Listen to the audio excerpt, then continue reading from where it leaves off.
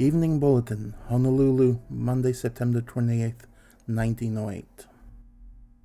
Punchbowl ghost excites wonder. Spiritualists declare girl is instrument of spirit. A ghost, a 13-year-old girl, and a large bunch of spiritualists are having the time of their lives on Punchbowl this morning.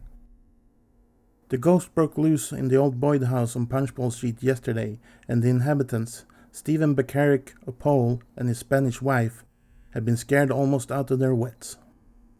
The young girl, Esperanza Gonzalez, was employed as a servant by the Beccarics and seems to be in some way connected with the history. The Christian Scientists say that she is a medium, and the skeptics say that she has been having some fun at the expense of the community.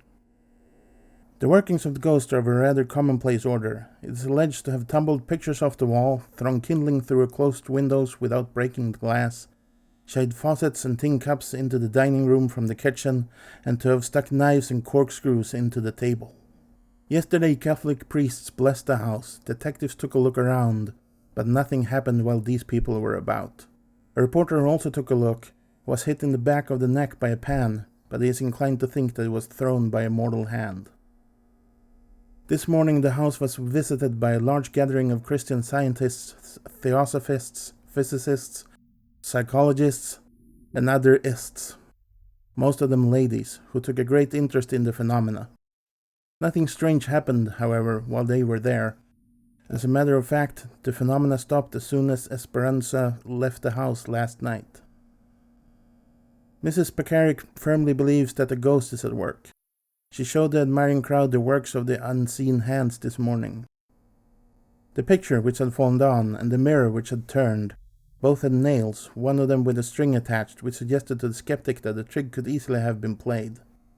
In the relation of the other phenomena, it was always peculiar that the girl appeared to have been close at hand, except in the case of the corkscrew, which, it was said, was stuck into the table while Mrs. Beccaric was within a few feet of it, and the girl was under the house.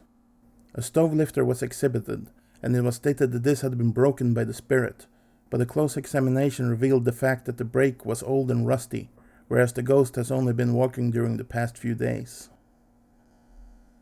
The ladies who took an interest in the affair were all very earnest in their investigation, though none of them were prepared to explain the phenomenon, beyond suggesting that the girl was a strong medium through whom a spirit, who wanted something done, was communicating.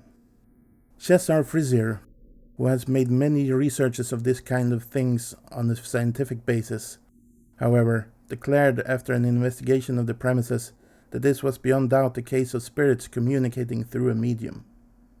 During the forenoon the girl was sent for, and on her arrival she was seized upon by the spiritualists and asked to explain. They themselves told her that she was not to blame, but that mysterious agencies were acting through her. The young lady herself was very angry with Mrs. Beccaric, and demanded that she deny that she, Esperanza, had played any tricks on her, and threatened that unless this were done she would consult a lawyer. In the meantime, Beccaric has decided to shake the dust from his feet and is today occupied in the pleasant pastime of house hunting, while his wife is entertaining visitors with the story of the visits of the ghost. The Hawaiian Star, September 30th, 1908, 2nd edition. Girl no medium. Beccarics now say house is haunted, work of astral hand. If you were a gentle-minded maiden who had just said your prayers and donned your robe de noix and tucked the drapery of your couch about your sylph-like form, after neatly depositing your dainty shoes under your bed, and suddenly said shoes commenced walking about the room, kicking the furniture, doing a dance, and running out through a doorway and scampering down the road to a shoe store to get half-soled and heeled, and then came pitter-pattering back and arranged themselves again under your bed. Wouldn't it make you ache? If you saw an astral hand stretch sudden from the thick darkness and snatch open a blind, wouldn't it excite your imagination? And if you felt an icy finger counting the vertebrae of your spine, wouldn't it rustle your nerve? Well, that's what the Beccarics now say of the house on Punchbowl, from which they are today moving, after having been the main attractions of a few days' visitation by hundreds of curious people who wanted to see the ghosts alleged to have turned things topsy-turvy on Sunday.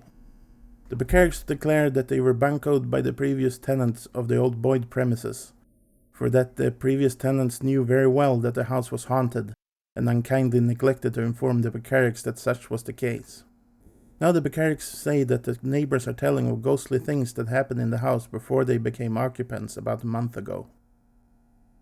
They say that one night when their predecessors were endeavoring to slumber, a hand, without the usual body attachment, stretched out and wrenched open the fastened shutters, and at the same moment all the windows and doors of the house flew open. On another night, they say, the young lady's shoes walked out from under her bed and walked around the house, kicking the furniture, taking a run down the road and finally returning to their position under the bed. That's what the Becerrics say, but a wagon load of salt should go with every statement. One thing is very definitely stated this morning by both Mr. and Mrs. Becerric, and that is that Esperanza, the comely Spanish girl, is not a medium, nor is she in any way responsible directly or indirectly for Sunday's psychic circus. They say all blame must be attached to the house. This doesn't hitch at all with their first statement that Esperanza was the spirit's agent. Esperanza's father is in the hospital, her mother is just recovering from a sickness, and Esperanza, 13 years of age, is the sole support of the family, says her mother. Now Esperanza is out of a job because people are saying that she is a medium, whereas she is not. Her mother is sore distressed and loudly declares the girl should never have been held responsible, and the mother is probably right.